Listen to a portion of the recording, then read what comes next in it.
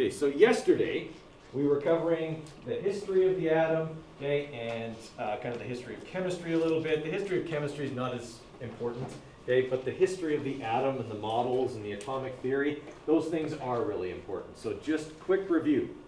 John Dalton is the person who came up with the atomic theory. Okay, his atomic theory said 4 things. All matter is made of tiny indivisible particles called atoms. That was point number 1. Okay? The atoms of the same element are identical. So every lead atom is exactly the same as every other lead atom. And atoms of different elements are different. Lead atoms are different than oxygen atoms. Okay? Point number 3, atoms can combine in whole number ratios to form compounds. So 2 hydrogens can go together with 1 oxygen to make water. Okay? 4th point, in a chemical reaction, atoms can be separated, joined, or rearranged, but they cannot be turned into other atoms. Okay, so I can't magically make gold from lead, okay, in a chemical reaction. Ringing a bell for everybody? Okay, so those points are going to be important. I guarantee they'll be part of your quiz tomorrow. Okay, then we talked about the different models. Dalton's model was a solid sphere, and it was fine because nobody knew anything else. Okay, nobody knew about protons, neutrons, or electrons, or anything like that.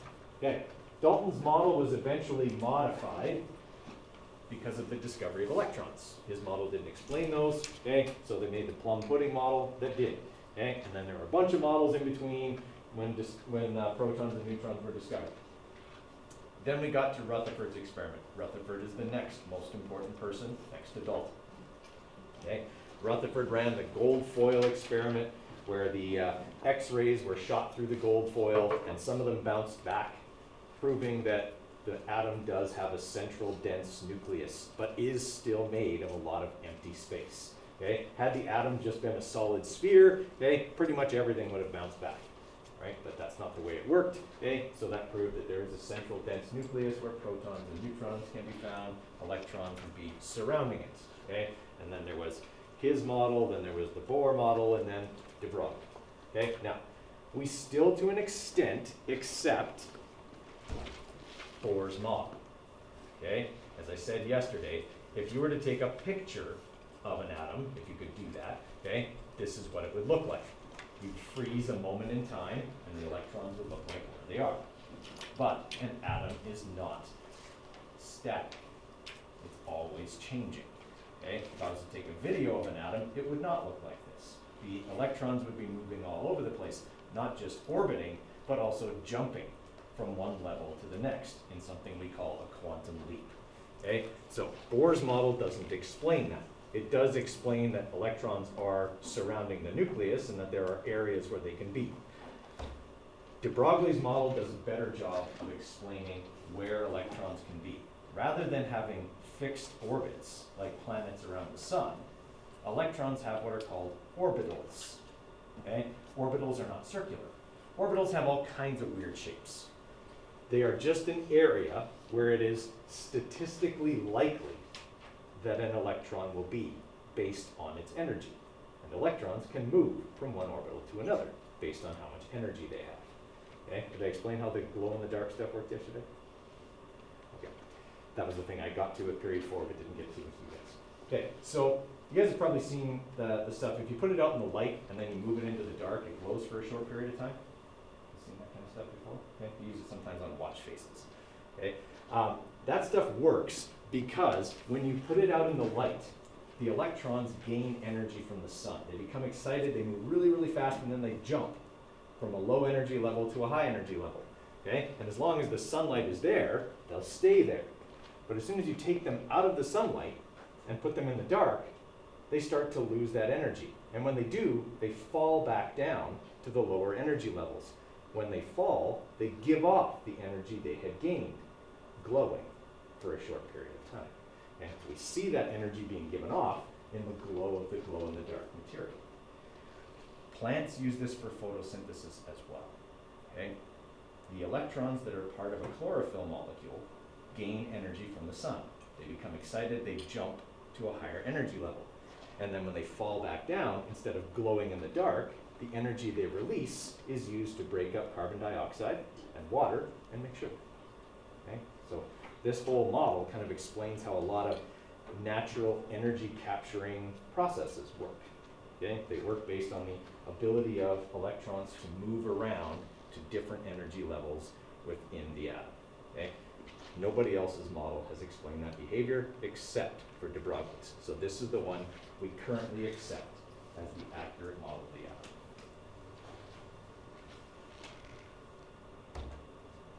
Okay, so if we're looking at an atom, okay, there would be areas where we would be likely to find an electron. Okay, so the structure of the atom as we currently understand it is, yes, a central dense nucleus and electrons in a cloud around it. Okay, and the cloud is not a perfect sphere. Okay, it's got all kinds of weird shapes like this. Okay, so the lowest energy orbital would be the purple circle here in the middle. Okay, closest to the center. Okay, as electrons gain energy, they can jump away into these other places. So we call them orbitals. They still go around the nucleus, but there's areas where they're more likely to be based on their energy. Okay, and this doesn't even show them all. This only shows like the first two levels, the S level and the P level. It goes all the way up. There's a whole bunch. Okay, first thing you'll do in Chem 20 is go over electron diagrams, and you'll have to do all this. We don't have to do it in Science 10. Okay, but it's huge. There's a ton of different places where an electron is likely to be found, which is why we say it's a cloud. They could be anywhere in there. Here's the areas where they're likely to be. Okay, and we can kind of see that here. Okay, these would be the highest energy electrons, and these would be the lowest ones. Obviously, lower energy is more common. Okay, so we find more electrons closer to the nucleus. Everybody okay with that? All right. Now, if all matter is made up of the same things, it's made of protons, neutrons, and electrons, how is it that we can have so many different elements? The amount of protons and electrons and neutrons in an atom will change what element it would be? Exactly. Okay, it's the number of, and in this case it's actually just the number of protons influences all of the properties of that particular atom, thus that particular element. Okay, so if I have an atom that has 8 protons in it, it is going to have all the properties of oxygen. Okay, so it'll be a colorless, odorless gas at room temperature.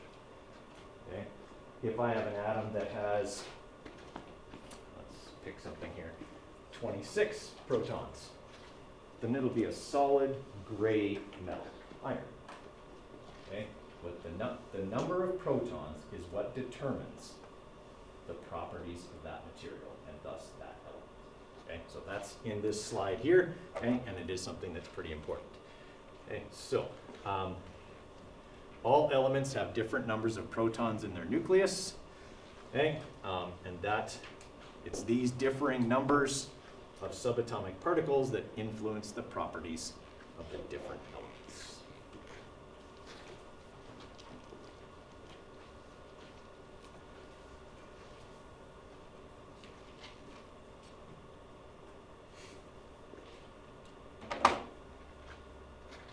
Okay, so is it possible for an atom to lose protons? Can the number of protons in an atom change?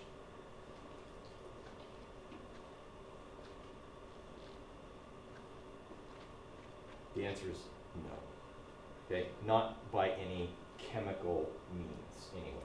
Okay, there could be like a nuclear means, but that's not something that we would deal with. Okay, the number of protons in an atom can't change, and the reason for that is that protons are in the nucleus.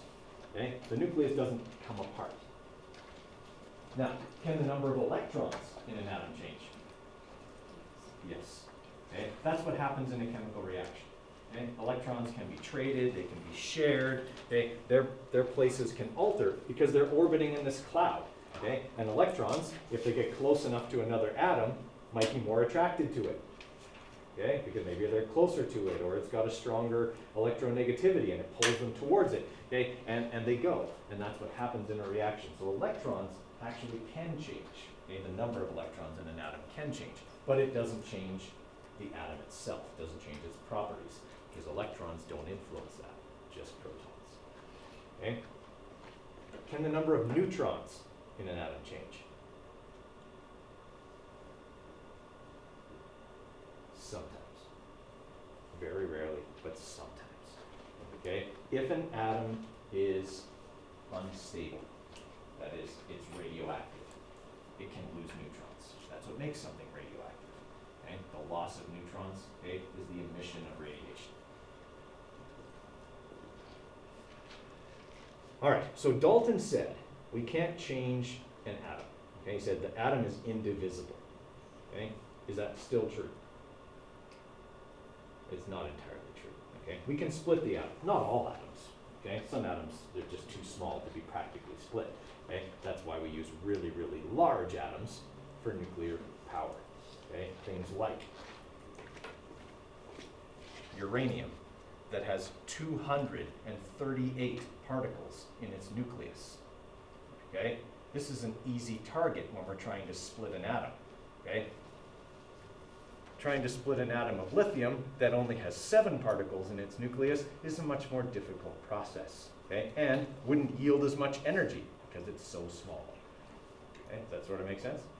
Right, so some of those atoms are going to be, and the bigger an atom gets, generally the less stable it becomes. The forces that hold an atom together get weaker with distance. So the bigger an atom gets, the harder it is for it to keep itself together, which is why all these really big ones on the periodic table are outlined. Okay, so all the other ones here are solid. Okay, these are all artificially synthesized. They don't exist in nature. Okay, they're synthesized in like a particle collider, like the Large Hadron Collider and places like that, and they exist for fractions of a second before they break down. Okay, so they're just not something that exists in nature because they get too big and they become unstable.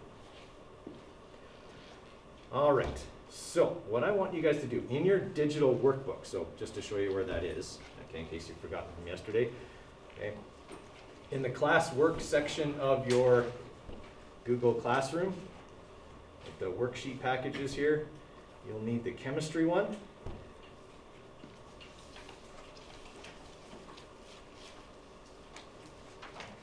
Oh, I did that wrong. You know what, guys? I'm going to have to fix that. Okay, I'm just going to put this up here right now so you can see the questions. If you call it up on your phone right now, it's probably going to disappear because I didn't set it up right, and I'm going to have to redo it.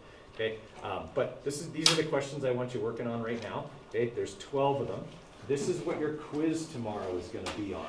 Okay, so make thorough answers here. Yes and no or Dalton would not be like a thorough answer. Okay, have complete sentences, explain yourself so you've got something to work with or work from tomorrow. All right, so I'm going to get you guys started on that, and I'm going to fix this so you each have a copy of that because I didn't do it right. Okay.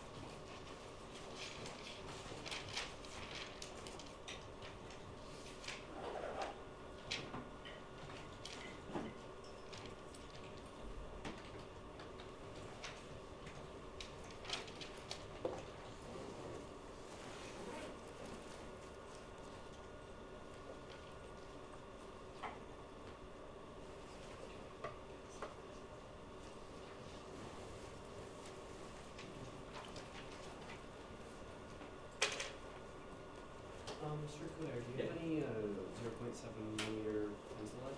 Thank you.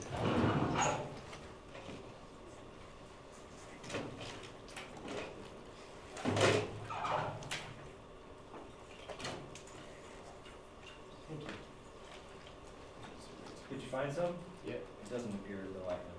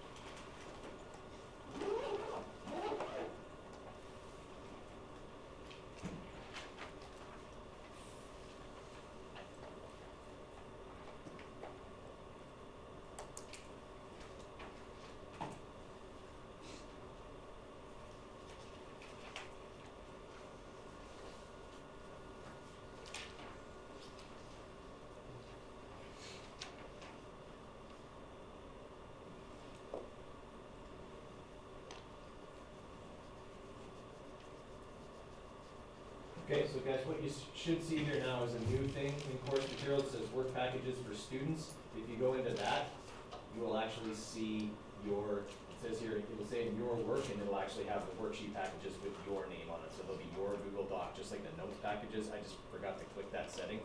Okay, so I had to redo it. So I'm going to delete the one that says worksheet packages, and you guys will want to go to this one, because it'll have your, it'll look like this. It'll say your name here, okay, and you'll be able to actually edit them and actually type in your answers into that document instead.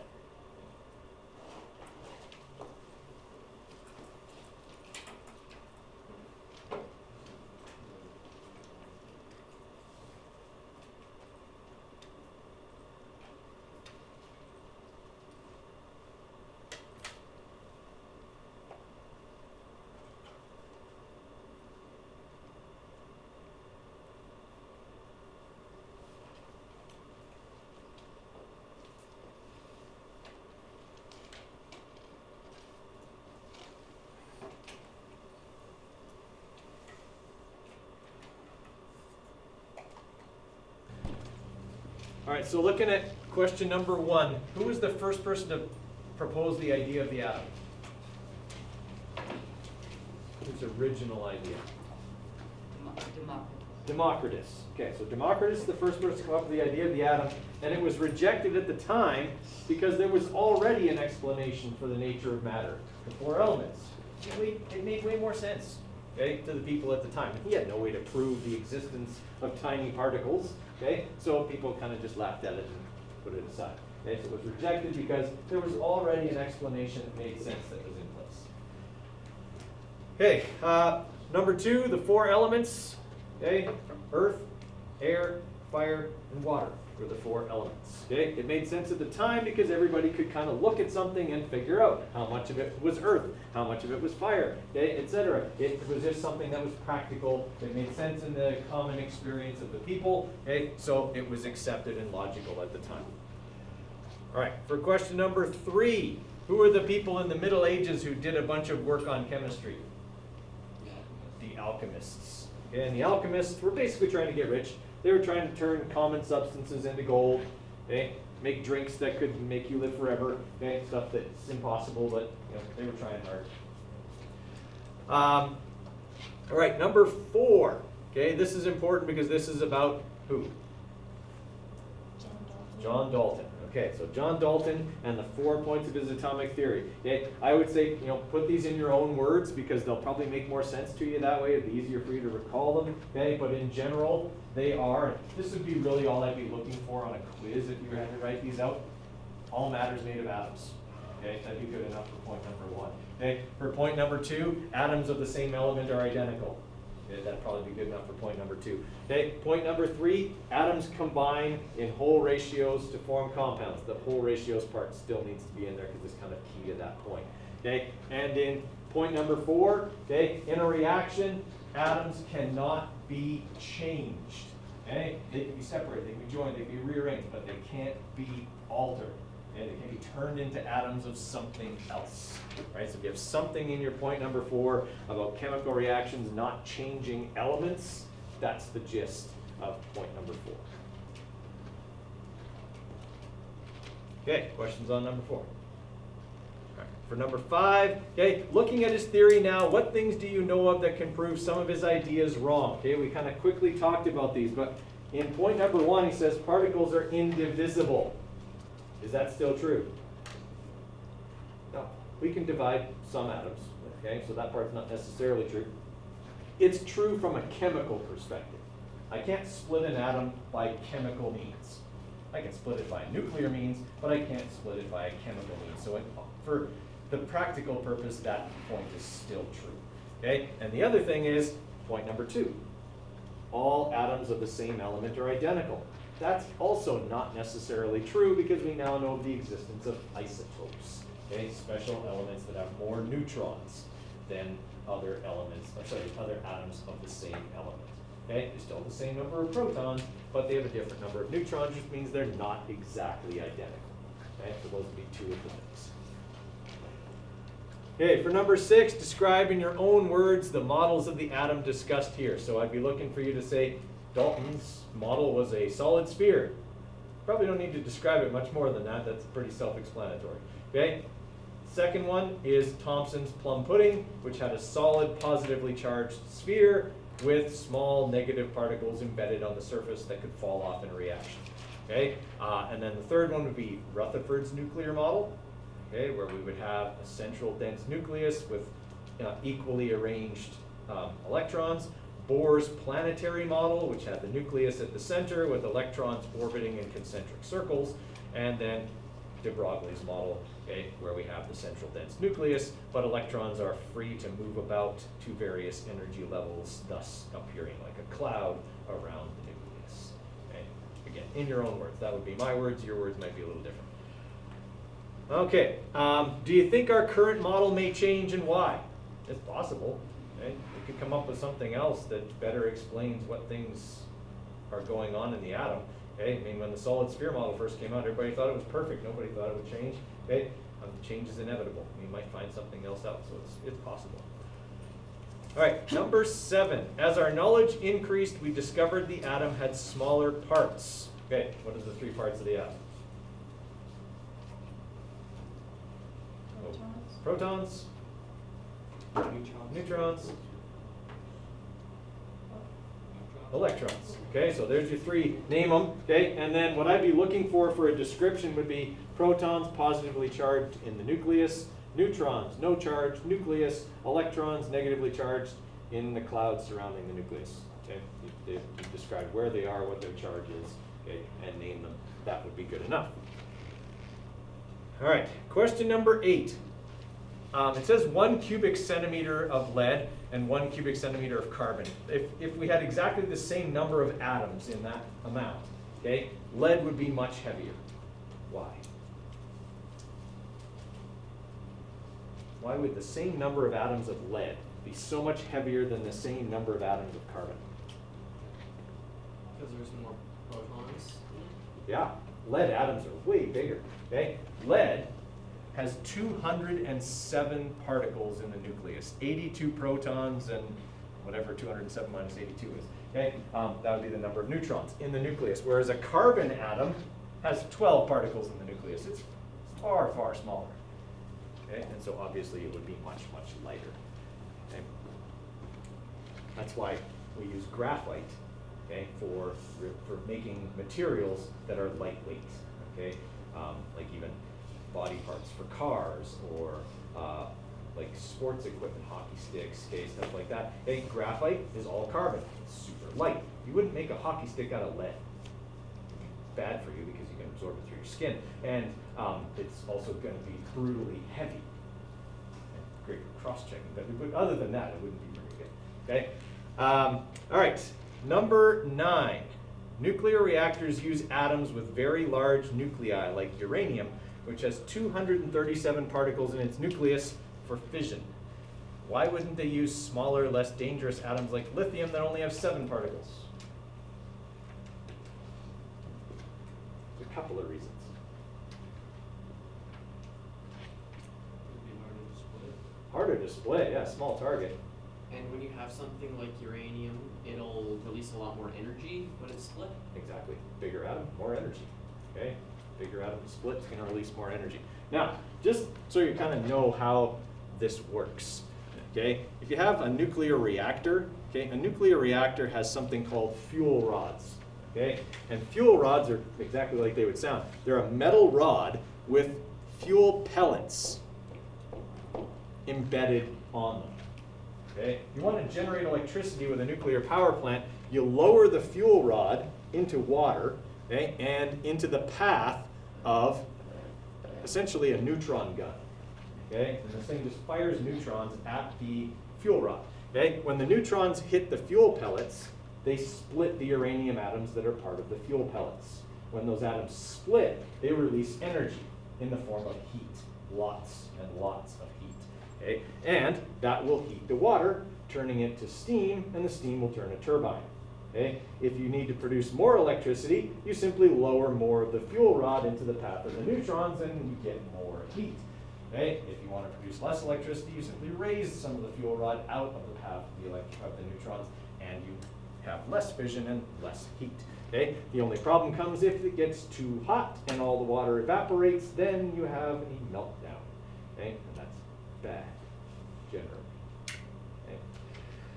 Now, that's a controlled nuclear reaction. We can lower and raise the fuel rod and we can control how much fission and how much heat we get. Okay? That's what we want. Okay? In a bomb, it's much different. So I'm going to show you how to make a nuclear bomb. You won't be able to make one because you won't be able to get your hands on the stuff you need to make one, but it's actually, in practical sense, very, very technical and very, very difficult. From a theoretical sense, the concept is super easy. Thankfully, it's not that easy to build one, otherwise there'd be scary people out there who would. Okay? So what you have in a nuclear weapon is essentially a big chunk of fissionable material. Usually it's plutonium, okay, in the middle of the bomb. You surround that chunk of nuclear material with high explosive, C4, something like that, okay? And you arrange it so that all the explosives are aimed in. And then when you detonate the explosives, the explosion throws high-speed particles inward at the nuclear material, causing a chain reaction.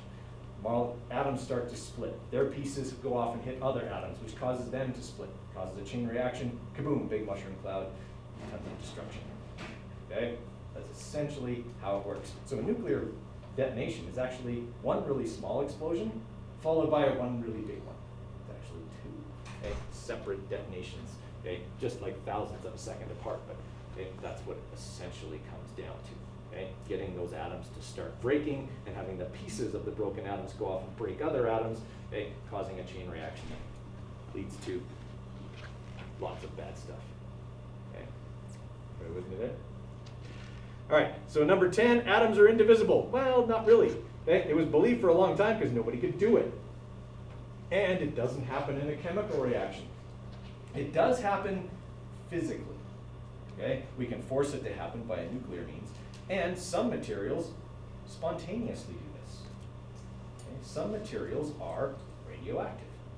Okay? That means their atoms are so large and so unstable that they break down on their own into more simple materials. Okay? The number of protons doesn't usually change, but they'll lose neutrons. So you essentially still have, like if I have a chunk of uranium and it's just decaying, because that's what radioactive materials do. Okay? I'll go from having uranium-238 to having uranium-235. Okay? It'll lose some neutrons. That's what causes the radiation. Okay? Even further breakdown can lead to things like lead. Okay? Radioactive forms of lead, okay, that would have 200 and some particles, a few more neutrons, stuff like that. Okay? All right. So it's still essentially true, but we do know that some materials can actually break down on their own. We're not talking like splitting right in half and forming two smaller atoms, but they're losing particles, which counts as being divisible. Okay? A lot of people found this out the hard way. Okay? When people were first studying like radioactive materials, they didn't understand how bad radiation was for you. Okay? Like Mary Curie, for example, okay? She died of cancer at a very young age because she was constantly working with these special metals that were radioactive. She had like chunks of uranium and stuff like that she was using in her experiments, but with no protective equipment because nobody understood that this stuff was giving off radiation that was harming them. Okay? They just thought Mary Curie was like sickly. She would always go home and feel awful. Okay? When in fact she was getting radiation poisoning every day at work. Okay? Another guy named Henri Becquerel did similar research. His desk is still in a museum in France, and if you take a Geiger counter up to it, it's still hot. Okay? Like it still clicks. You know that. You guys know what I'm talking about? The Geiger counter. You move next to something radioactive, it goes click, click, click, click, click, click, click. His desk still does that 150 years later. Okay, so like imagine he was sitting at that desk with the special metals in the drawer, okay, every single day being bombarded by radiation. Understandable, he didn't live very long. Okay, so it was kind of difficult early on to get the science of nuclear energy moving because everybody died, okay, very young. All right, number 11, from what you know of the structure of the atom, how do you think the atom stays intact? Why do electrons not fly off or protons separate from the nucleus. So what do you suppose holds the electrons in place?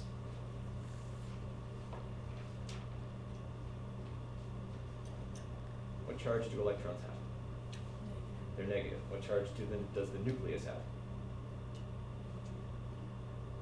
Well, okay, there's some neutrons in it, but there's also some protons in it. Okay, and protons are, what do opposites do? They attract. Okay, there's attractive forces between the electrons and the nucleus. Okay, so the electrons orbit. Now, when you put a neutron next to a proton, okay, because it's totally neutral and the proton is totally positive, there's actually an attractive force between neutral and positive as well that holds the nucleus together, provided the nucleus doesn't get too big. Okay, that force works well over very small distances, okay, like the sizes of atoms, but as the atom gets bigger, that force gets weaker. Okay, exponentially with distance. So as it gets bigger, it becomes exponentially weaker. Okay, and for number 12, we talked about this here. Okay, photosynthesis works because electrons gain energy. They jump, make a quantum leap to higher energy levels. When they fall back down, that energy is released, and the plants use it to break up carbon dioxide and water and make glucose. Okay, so it's all about the electrons making their quantum leaps and then falling back down and giving off their energy. All right, questions on those? All right, so after school today, I will post tomorrow's quiz. It'll be all on lesson 1. Okay, it'll be all on structure of the atom, basically these 12 questions. Okay, but that's what the questions will be about. Some of them are just fill in the blank. Okay, some of them are, write something about the points or something like that. But I'll post a quiz and okay, basically all the answers are in the lesson notes. All right, let's look at ionic compounds today. Okay, we'll kind of finish off with that. So you can find lesson 2 here. Quick review from Science 9. Ionic compounds contain what? A metal and a non-metal. Okay, so quick review. Metals are on the left side of the staircase. Non-metals are on the right side of the staircase. Okay, an ionic compound has one thing from both sides in it, a metal and a non-metal. Right, and we're going to look at kind of some properties of that, and we're going to look at simple naming of that today, and then we'll continue that tomorrow and get into molecular compounds tomorrow as well. Okay, so ionic compounds occur when a metal and a non-metal react to form a new molecule. In these molecules, electrons are typically lost by the metal and they're gained by the non-metal. Okay, thus both elements have outer electron shells. This goes back to the Bohr model. Okay, so the outer orbits are full. Okay, that is, they are like the nearest noble gas. So here's what I mean by that. Okay, if I draw a Bohr diagram of sodium. Okay, sodium has 11 protons. Okay, and it has 11 neutrons. That means it also has 11 electrons. The first orbit can hold 2 electrons. Okay, the next orbit can hold 8 electrons. And then that leaves 1 electron left. So there's 1 electron in that shell. That shell can hold 8. Everything wants to have its outer shell full. So what's easier for sodium? Find 7 electrons somewhere to fill that shell, or dump 1 to have the shell underneath become the outer shell and be full. What's easier? Finding 7 or dumping 1? Dumping 1, way easier. Okay, way easier to dump 1. Most metals are looking to give away their electrons because they have less than half of their outer shell full. Okay, so it's easier for them to lose electrons and have their next shell be the last one and be full than it is to try and pick up a bunch and fill the outer shell. Okay, so sodium is looking for somebody who needs an electron, or maybe many electrons. Okay, so chlorine is a good match because chlorine has 17 electrons. Okay, So chlorine's got 17 protons, it's got 18 neutrons. So first shell's got 2, second shell's got 8,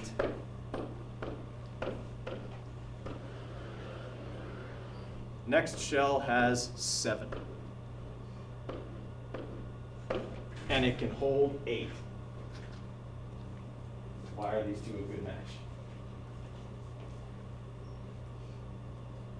Because one is missing from the chlorine, and it can just, or chloride, and it can just, no chlorine, and it can just jump from the sodium to the other one. Exactly.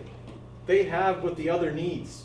Okay? Sodium needs to get rid of an electron. Chlorine needs to take one. Okay? They have what each other needs. Okay? So in an ionic bond, there's a trading of electrons. Okay? Sodium gives up this outer electron to chlorine. Right? So now,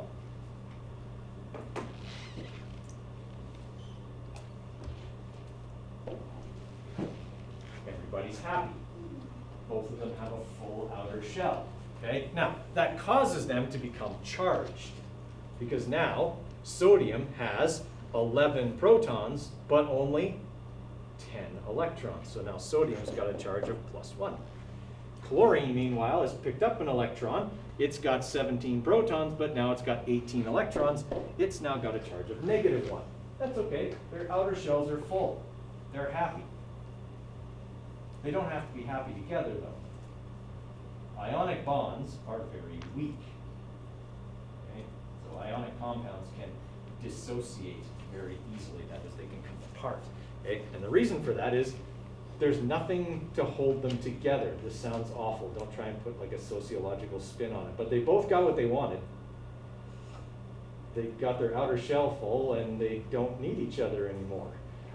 No, it sounds awful, but that's kind of how ionic compounds work. Okay, they got that electron, or got to give up that electron, got rid of it, okay, and now their outer shell is full. Okay, so ionic compounds, which are typically salts, okay, crystalline solids, if you put them in water, they easily dissolve. And when they dissolve, they come apart. And so I have a positively charged sodium ion floating around, I have negatively charged chlorine ions floating around, and that solution will conduct electricity because there are charged particles floating inside of it. Okay? Whereas if I had just distilled water that has no charged particles, it won't conduct electricity. Okay? So ionic compounds can kind of do these things. But the bonds are very, very weak because all they're doing is trading electrons. Okay? Everybody with me so far? So that's really all you need to know about ionic bonds. They're weak, and they involve the trading of electrons. Metals giving, non-metals taking the electrons. All right. Now, when we name ionic compounds, and this is something you probably would have done in Science 9, okay, naming very simple binary ionic compounds, all we do is write the name of the metal as it appears on the periodic table, and then the name of the non-metal, but we change the ending to "ide." Okay? So if I have that, its name would be sodium chloride. Okay? Because it's made of sodium and chlorine. Just write the name of the metal and the name of the non-metal ending in "ide." Okay? That's for the simplest ionic compounds, and that's what you would have learned last year. Okay? What if the compound looked like this instead?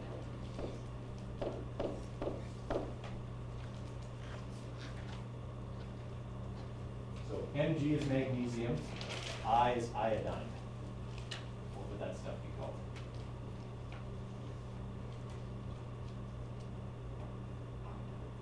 Magnesium iodide. Right? We just change it to I at the end. Okay? What's that? Isn't it, if it's only the first one, it'll change the prefix? It's only the first one. But only the first component, or the first element? You're thinking molecular. Oh. Yeah. We actually don't use prefixes at all in ionic compounds. Okay. Ionic compounds never get prefixes, and that's why I set this one up. But I wanted to see if anyone was going to tell me this was magnesium diiodide. Okay, we don't use prefixes in ionic compounds because we don't need to. If iodine goes with magnesium, it has to go 1 to 2, because magnesium loses 2 electrons, or it needs to give up 2 electrons. Iodine can only pick 1 up, so there have to be 2 iodines to absorb both of the electrons, so they always go together 1 to 2. So I don't have to tell people it's diiodide, it's the only way they can go together. Okay, so it's simply magnesium iodide.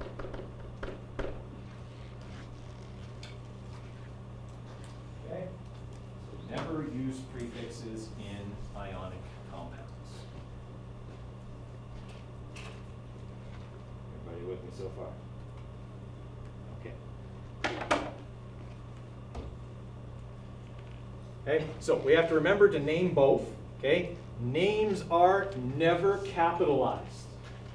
Okay, this is something that people do all the time, but they shouldn't. The names of chemical compounds are not proper names like Jane Doe or John Smith. Okay, those are proper names, so they have to be capitalized. Sodium chloride is not a proper name. I don't say, Mr. Sodium Chloride, please come forward. It's not a proper name. Okay, it's a designation. Thus, it doesn't get capitalized unless you're starting a sentence with it, and then you would capitalize sodium. Okay, but that'd be the only case. Names are not capitalized when we're naming ionic compounds or molecular compounds. Okay, so if we put these two things together, aluminum and chlorine, it would give us AlCl3, which is aluminum chloride. Everybody all right with that? All right, so I'm going to pass out some periodic tables here so that everybody has one.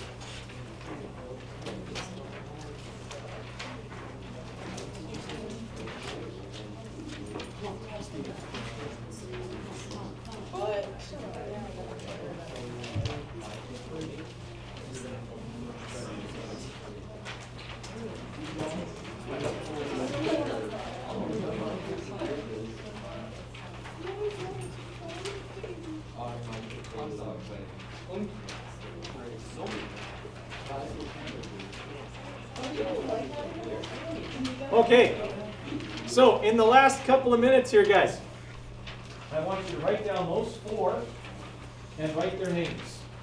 I'll go through them here before the bell goes. Okay, so I want you to write the proper names of those 4. And spoiler alert, we already did number 1.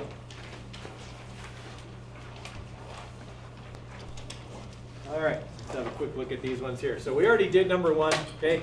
Na stands for sodium, Cl stands for chlorine. We changed the ending of the non-metal to "ide." Chlorine is the non-metal, so it's sodium chloride. Okay. For number 2, K stands for potassium. Okay. The metal is always listed first, by the way. Okay. And you can see that in all of these. The metal is always listed first. We go from left to right on the periodic table. Okay. So we have potassium, and then F stands for fluorine. It's the non-metal. So it's not going to be fluorine like I wrote it because that's what I said, and I wrote what I said. Fluoride. Okay, so this would be potassium fluoride. Okay, and then for number 3, we've got hydrogen. Hydrogen, believe it or not, even though it's a gas, is a metal. Okay, it also acts as a non-metal occasionally, but okay, it can go both ways. It's written first, so it's the metal. Okay, and it's with iodine, so this would be hydrogen iodide. Okay, I'm just changing that ending to "ide." And then for number 4, it doesn't matter that there are 2 bromines. We don't put prefixes in here. Ca is calcium. Br is bromine, which I changed to bromide. Right? That's what we'll be working on tomorrow, and we'll go into naming molecular compounds, but we'll start class with the quiz. Remember, I'll be posting that at the end of the day today, so be sure to check it out at some point.